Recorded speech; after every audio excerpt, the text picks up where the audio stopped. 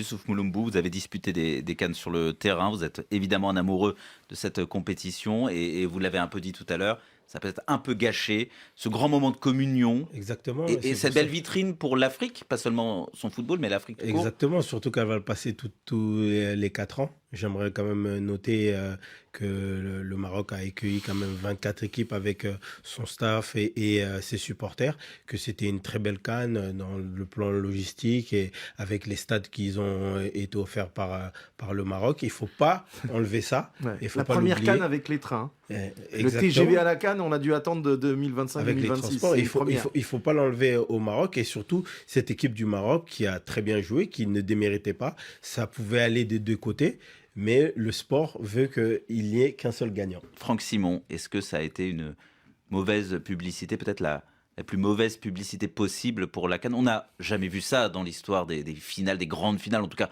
dans l'histoire récente du football. Je vais être tout à fait honnête avec vous, j'ai été extrêmement choqué. J'étais au bord des larmes quand j'ai vu en fait Pape Bouna Thiaw dire à ses joueurs, allez, il leur a fait signe comme ça, allez, on rentre. Je me suis dit, mon Dieu, on est en train de nous casser ce qu'on aime le plus, cette Coupe d'Afrique des Nations, quoi. Et je me disais que voilà, il pouvait y arriver sans ça. Et je me suis dit, là, on va au-devant de quelque chose de dramatique, forcément. Et après, ben voilà, on se met à potasser les règlements et tout. On se dit, mais si la Confédération africaine, si le corps arbitral, si tout le monde se met derrière ces textes et les applique, mais ça va faire mal. Ça va faire très mal. Alors, d'un point de vue réglementaire, petite parenthèse, il me semble que le Maroc est en train d'engager des actions. Donc, il va peut-être y avoir il peut y avoir des sanctions. On verra, en tout cas. Mais ouais, franchement, c'est pour moi... C'est quelque chose de totalement inattendu. Tu vois, j'ai guetté le coach Pape Bouna Thiaw pendant 6 matchs. J'étais à toutes les conférences, je l'ai vu à l'entraînement et tout. Et j'essayais un peu de cerner l'homme et l'entraîneur qu'il est devenu et le sélectionneur. Quelqu'un qui a gagné le CHAN, qui voulait gagner la CAN. Et j'arrivais pas. Il y avait des choses, des zones d'ombre, justement. Il y avait plein de choses qui m'échappaient. Je parlais beaucoup avec les confrères et les consoeurs venant de Sénégal. Parlez-moi un peu de lui. Je voudrais le comprendre un peu plus. Parce que son encadrement, je le connais, c'est que des anciens. Ce sont que des anciens. Lamine Diatta, Tony Silva, etc. Mais lui, j'arrivais pas. Il y avait des trucs qui m'échappaient. Et jusqu'à ce moment-là, et je me suis dit, l'homme que j'avais face à moi, quand j'ai essayé de lui parler de choses dramatiques sur le Soudan, et il voulait pas me répondre, il voulait pas entrer là-dedans. Mais là, je l'ai vu faire un truc que je n'attendais pas. On me disait, il veut pas parler, il reste derrière cette frontière invisible. Mais là, il a franchi allègrement le Rubicon hier. Oui, mais je pense qu'il ne faut pas surinterpréter ou suranalyser. Il y a un moment où il y a un lâchage total des nerfs. Il y a quelque chose de parfaitement irrationnel et humain, qui est incontrôlable. Moi, ce qui m'a peiné profondément, c'est un ensemble de commentaires très culturalistes qu'on a entendus pendant cette CAN. À chaque fois qu'il y avait une forme de défaillance du corps arbitral, il y avait la suspicion et des phrases toutes faites. Ah, ça, c'est l'Afrique. C'est l'image qu'on veut envoyer de l'Afrique. Et la corruption, à laquelle on associe propagande d'une grande malveillance qui est négative et qui est d'ailleurs orchestrée par les Africains eux-mêmes. C'est ce que je ne comprends pas et c'est ce qui m'a particulièrement choqué.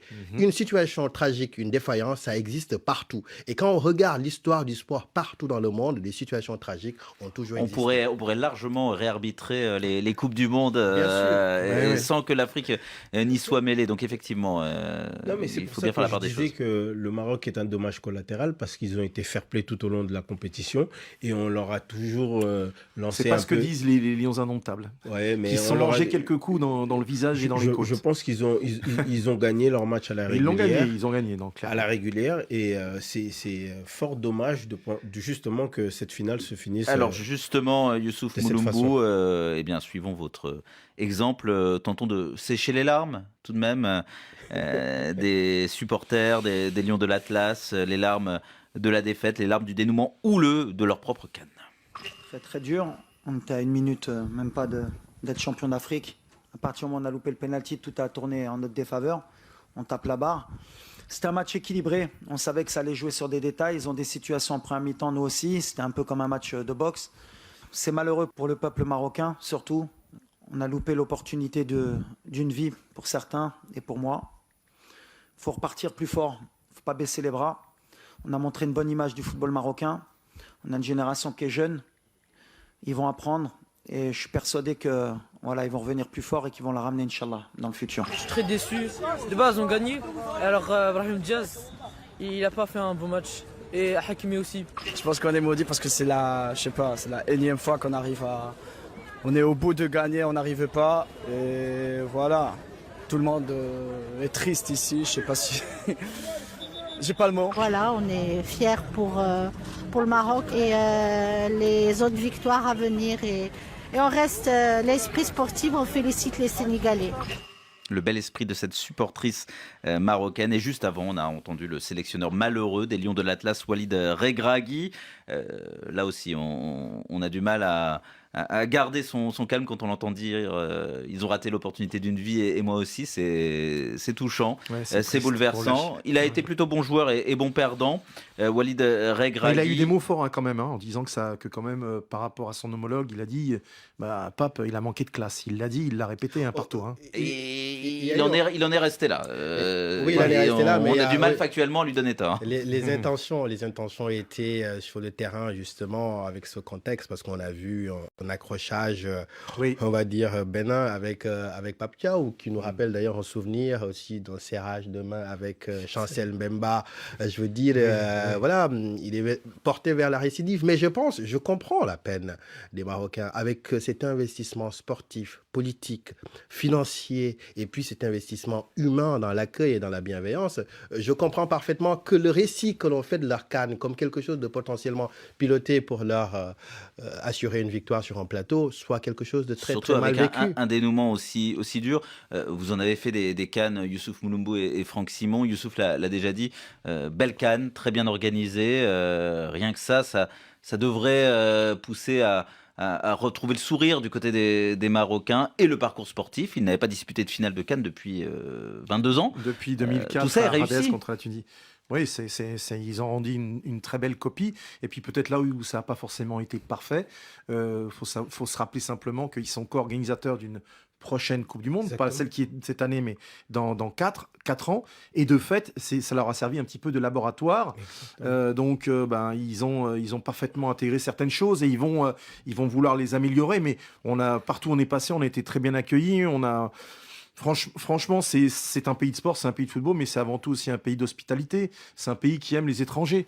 Donc, on le sait tous, ça, et en particulier les Africains. Et le Sénégal est un pays frère. On l'entend depuis le début. Mais donc, non seulement c'est un pays frère, mais avec des connexions, mais très proches, ça va très loin. On entendait les termes cousins aussi avant la rencontre. Mais cousins, qu'elles soient connexions religieuses, en termes de migration, de diaspora sénégalaise. Il y a quelque chose de très fort entre les deux. Quelque chose de politique, et même quelque chose au niveau des étudiants aujourd'hui au Maroc.